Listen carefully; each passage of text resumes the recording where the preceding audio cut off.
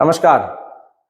अगर आप उत्तर प्रदेश से हैं और अगर आपने उत्तर प्रदेश में शिक्षक बनने का सपना देख लिया है, तो आपने जरूर एक नाम सुना होगा, उत्तर प्रदेश शिक्षा सेवा चयन आयोग।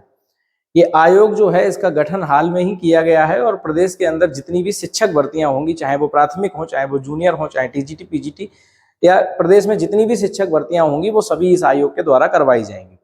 इस आयोग का गठन जरूर नया हुआ है, लेकिन इस आयोग की जो हरकतें हैं वो अभी भी पुरानी वाली ही हैं, जिन हरकतों की वजह से आयोग को एक नया रूप दिया गया था। तो आप देखेंगे, क्योंकि अगर आपने उत्तर प्रदेश में होने वाले उत्तर प्रदेश शिक्षक पात्रता परीक्षा यानी कि टीईटी को अगर आपने थोड़ा बहुत भी नजदीक से देखा होगा, तो आपको पता होगा कि अभी आपके इसी महीने के स्टार्टिंग में आपकी टीईटी का एग्जाम हुआ 2, 3 और 4 जुलाई को, और उसके बाद उसकी आंसर की जो है वो कल की डेट में जारी की गई है।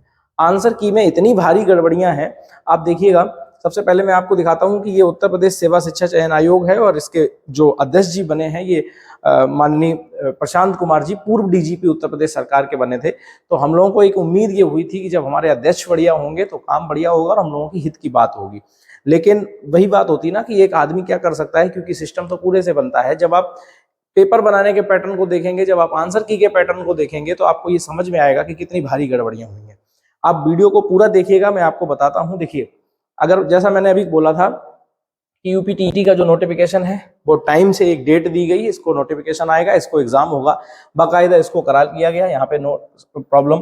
यूपीटीटी का एग्जाम जो है, हम सभी लोग उत्तर प्रदेश में कोई भी परीक्षा आयोजित होती है तो इतने बड़ी मात्रा में उसमें भाग ले रहे होते हैं अभ्यर्थी, तो ऐसा लगता है कि अगर ये पेपर आउट हो गया तो बड़ा बवाल हो जाएगा, लेकिन ऐसा कुछ भी नहीं हुआ। बहुत ही अच्छी तरीके से यूपीटीटी का एग्जाम कराया गया 3 तारीख में, 3 दिनों के अंदर, 2, 3 और 4 जुलाई के अंदर। फिर जब हम लोगों ने एग्जाम दिया तो यूपीटीटी के जब पेपर देखे गए, तो कई सारे पेपर्स के कई सारे सेट ऐसे थे कि जो ऐसा लग रहा था कि जो लोग भी अगर एआई की भाषा को टेक्निकल समझते होंगे, एआई को अगर यूज करते होंगे, क्योंकि हम सभी लोग पढ़ाते हैं, कई बार हम लोग अपनी सीट्स जो होती हैं क्लास की जब बनाते हैं, तो जब हम उसको कमांड देते हैं कि इस तरीके से क्वेश्चन बना के दीजिए, तो वो कई बार क्वेश्चन तो बहुत बढ़िया बनाते हैं एआई, लेकिन उसमें क्या करते हैं कि सारे क्वेश्चन के आंसर एक ही ऑप्शन कर देते हैं। बस आपको टीईटी के पेपर में भी यही देखने को मिल रहा था कि एक सेट में 24, 24, 25, 25 क्वेश्चन के आंसर ऑप्शन नंबर ए आ रहे थे, ऑप्शन नंबर डी आ रहे थे। तो कहीं ना कहीं ये भी एक भारी कमी थी, लेकिन फिर भी इस चीज पे कोई कुछ नहीं कह सकता। एक क्या 30 के 30 के अगर ए आ जाएंगे तब भी कोई कुछ नहीं कह सकता, क्योंकि भाई पेपर है, उनके विकल्प कुछ भी हो सकते हैं। ये कोई तर्क वाली बात नहीं हुई। लेकिन यूपीटीईटी की जो फिर आंसर की जारी की गई कल की डेट में, 8 जुलाई को इसकी आंसर की जारी की गई, और 8 तारीख से लेकर 14 जुलाई तक आपको इसका आपत्ति लगाने के लिए बोला गया कि जिन क्वेश्चंस में आपत्ति है वो लगाइए। तो ठीक है, वो काम हम लोग कर लेंगे, आपत्ति लगा देंगे, रिवाइज आंसर की भी आ जाएगी। लेकिन मैं आपको एक बात बताता हूं कि एक ही शिफ्ट के, एक ही सब्जेक्ट के, जैसे मैथ के 10 के 10 क्वेश्चंस में क्या है कि लगातार 10 क्वेश्चन ऐसे हैं जिनके आंसर बोर्ड ने गलत माने हैं।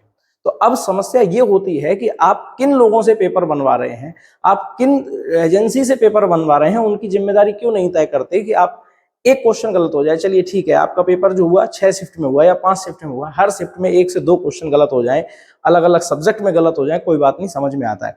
लेकिन अगर आप एक ही सब्जेक्ट में लगातार 10-10 क्वेश्चन को अगर गलत पूछेंगे, तो कहीं ना कहीं ऐसा लगता है कि कोई बहुत हल्की जिम्मेदारी के साथ अपना काम कर रहा है। जिसको ये जिम्मेदारी दी गई है वो बिल्कुल भी अपने काम को लेकर सीरियस नहीं है। क्योंकि जब भी हम लोग अपनी ऑफलाइन क्लास में किसी का पेपर लेते हैं या कोई टेस्ट पेपर बनाते हैं, तो उसकी भी जब आंसर की हम लोग जारी करते हैं, तो आंसर की को एक बार रीचेक करते हैं कि कहीं किसी तरीके के किसी भी छात्र का कोई क्वेश्चन सही जो है ना वो गलत ना हो जाए। ठीक, लेकिन आप लोग क्या करते हैं कि जब 19-20 लाख लोगों के सामने जब आंसर की पेश कर रहे होते हैं, मास्टर आंसर की पेश कर रहे होते हैं, उसमें लगातार एक सब्जेक्ट के साथ साथ 8-8 क्वेश्चन जब गलत करते हैं, तो कहीं ना कहीं ये शक जरूर होता है कि आप अपना कार्य जो है वो जिम्मेदारी से नहीं कर रहे हैं। ठीक है, तो ये चीज हम इसीलिए आपको स्टार्टिंग में बोला था कि ये आयोग जरूर नया बना है, लेकिन इसकी हरकतें पुरानी वाली हैं। और ये बिल्कुल आप देखिएगा, मैं आपको प्रूफ दिखाता हूं, ऐसा नहीं है कि मैं किसी बात को ऐसे ही बोल रहा हूं। ये आप देखिएगा, सारे क्वेश्चंस मैंने लाइन से लगाए हुए हैं, और सारे क्वेश्चंस मैंने पिछले वीडियो में आपको बताया था कि बोर्ड ने क्या आंसर माना और इसका सही आंसर क्या होगा। आप चैनल पे जाके पुराना वीडियो देख लीजिएगा, उसमें भी आपको पता चल जाएगा।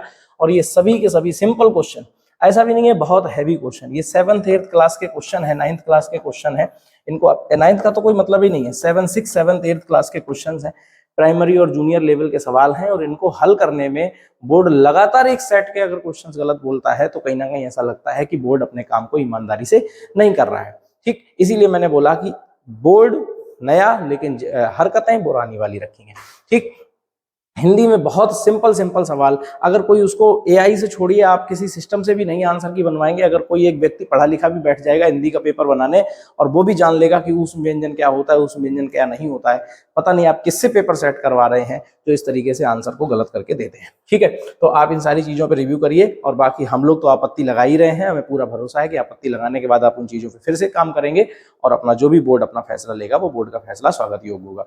ठीक है, तो ये आपका है सामने, मैंने आपको दिखाने की कोशिश की।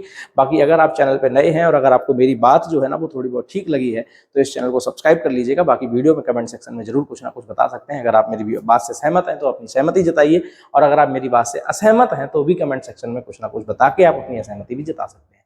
आपका कमेंट हमारे लिए काम करेगा, हमारे लिए फीडबैक का काम करेगा कि हम ये देखेंगे कि हम अपनी बात को सही से कह पा रहे हैं या नहीं कह पा रहे। ठीक है, बाकी अगर चैनल पे हैं तो चैनल को सब्सक्राइब जरूर कर लेना, और मिलते हैं TET, C TET, super TET, इन सारी अपडेट्स के साथ इस चैनल पे फटाफट से काम देने का काम करते हैं, तो इसलिए आप चैनल को सब्सक्राइब कर लीजिए। बाकी इस वीडियो में इतना ही, मिलते हैं नई वीडियो में नई जानकारी के साथ, तब तक के लिए नमस्कार, जय हिंद।